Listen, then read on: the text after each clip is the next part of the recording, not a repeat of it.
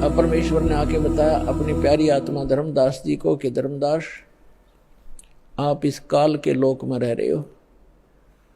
अब धर्मदास जी ने कहा कि प्रभु, आप जो कहते हैं सिरोधार्य है, लेकिन मेरे गले उतर नहीं रही ये बात कि हम गंदे लोक में रह रहे हैं, ये कसाई का लोक है।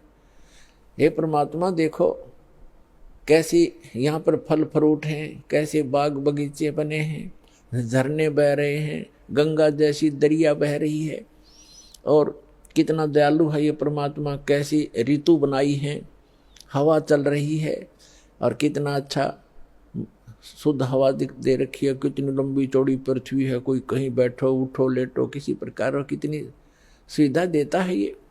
इसको कैसे हम मानने कि ये भगवान नहीं है।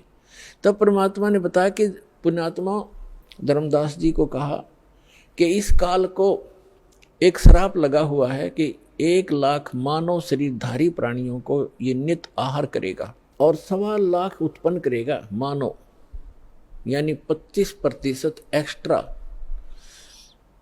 ये उत्पन्न करेगा। इसने सतलोक में गलती की थी, जिस कारण से इसको ये एक रोग लगा, श्राप लगा। और आप जी ने गलती की थी कि आप भगवान को छोड़कर इस पर आसक्त हुए थे, जिस कारण से आप इसके साथ यहां आ गए।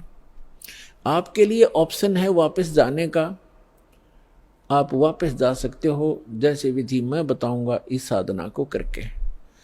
और ये इसलिए अब यहाँ प्रश्न एक और उठ जाता है भक्तों के मन में कि भगवान ने इसको श्राप नहीं देना चाहिए था, ये श्राप नहीं देते तो ये हमें नहीं खाता या नहीं रोके रखता। आपको तो इसने रोके रखना ही रखना था।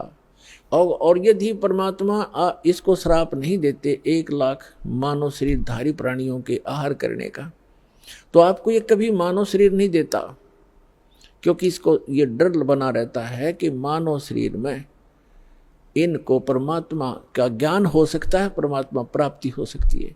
ये एक योनि और बना देता, जैसे कुत्ते गधे सुअर की 84 लाख बनाई, 84 लाख एक भी बना सकता था। इसलिए इसकी व्यवस्था है, मजबूरी है कि एक ये मानव शरीर अवश्य देता है आपको। 84 लाख योनियों में धक्के खवा के भी फिर एक मनुष्य शरीर इसको देना पड़ता है, क्योंकि इसको खाना पड़ता है।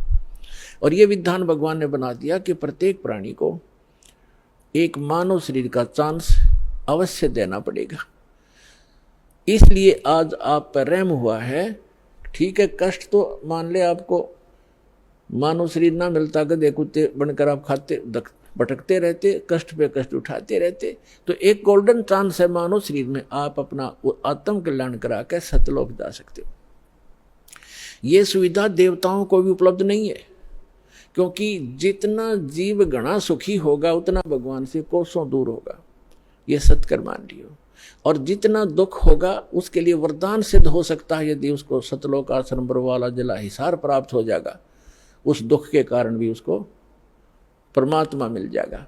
कबीर साहब कहते हैं कि सुख के माथे पत्थर पड़ो, जो नाम हृदय ते जावे, और बलिहारी उस दुख के जो पल पल नाम रटावे। परमात्मा कहते हैं आग लगे से सुख का जो भगवान से दूर करे, भाड़ में जाओ कोठीर कार ये मंत्री पद, जिस तो भगवान भूल जाए। अरे भगवान ऐसा कष्ट दिए